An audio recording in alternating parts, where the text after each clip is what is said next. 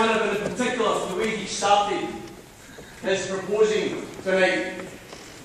Because he said he served a sentence, a 26-year sentence.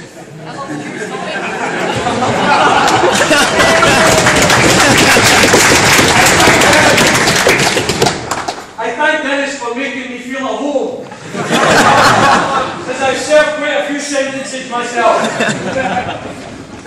And one of the sentences that I served gives me an introduction to the reason why this House tonight should endorse the case for independence and stand up and be counted and not listen to those who would have you feared to be a country, feared to be independent, feared to take decisions that affect our everyday lives ourselves. I remember serving a sentence in 1992 when I was jailed for my part in preventing a warrant sale in Glasgow, a poll tax warrant sale. Some of you in this audience are so young, you won't even remember the poll tax. It was a horrible Thatcherite tax that was unfair, unjust and immoral, but the Labour Party and the Tories wanted us to pay it anyway. A lot of people said no. A lot of poor people couldn't afford to pay it.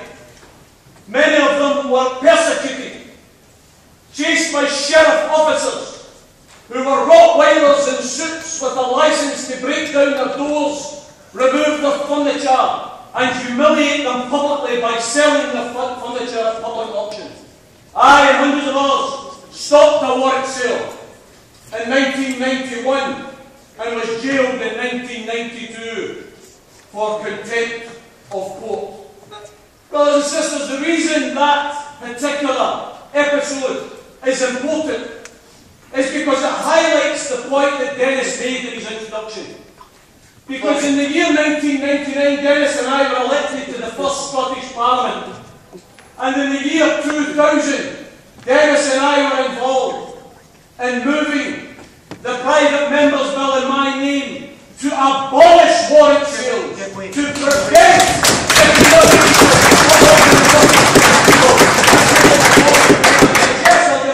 Tommy, it is with revulsion that I think about the poll tax. I detest it with every fibre of my political being. But I ask you, Tommy, why should we in Scotland build up a wall and say to the people in the north of England, who are also attacked by the ravages of the Tory government, who will abandon you to the Tories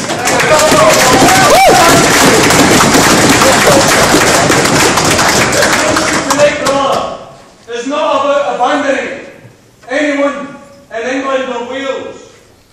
It's about leading by example. It's about showing those people who share our vision of a socially just country that puts people before profit, that instead of worshipping greed, invests in services and serves the public. By doing that in Scotland, we give strength to those in England and Wales who also believe in those philosophies. The point about the abolition of warrant sales was my colleague here, Dennis Canavan, many years ago tried to get warrant sales abolished in Westminster, but they wouldn't listen. There was no time. Within 1 year of the Scottish Parliament, we were able to abolish them. We were able to abolish prescription charges. We've been able to defend free education. We've been able to introduce elderly care. Those are all important aspects of life, brothers and sisters. But the challenge to you, to take up the point that Ruth Davidson made, the challenge is not just to tinker with what we can do here in our country, but to take full control of what we do in our country.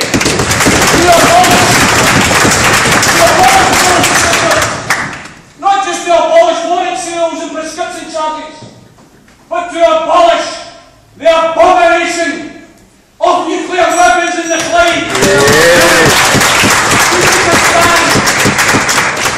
Not on the coattails of the United States of America,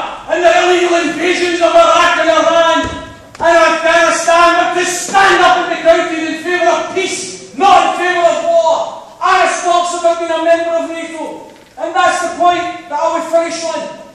Because the independence vision is broad. My vision of an independent Scotland may not be shared by James, probably is shared by Dennis, certainly won't be shared by Jim McCall.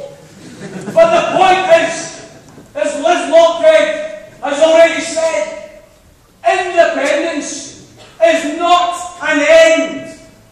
Independence is a new beginning. A new beginning for all the system. Where we put Scotland on the map as a small nation, yes, better than no one else, but not prepared to believe that others are better than us. A small nation that doesn't have an independent country simply to change the flag that flutters above the town halls in Scotland, but an independence that has the power to introduce a living pension for our pensioners, to reintroduce student grants for our students, to introduce a living minimum wage. That's the power of independence. And that's why I was asking you all tonight not to be frightened, not to be frightened, but to stand up and embrace the opportunity to build a new Scotland and give us a country that each and every one of us can be proud of, a country where social justice is our priority. Thanks very much.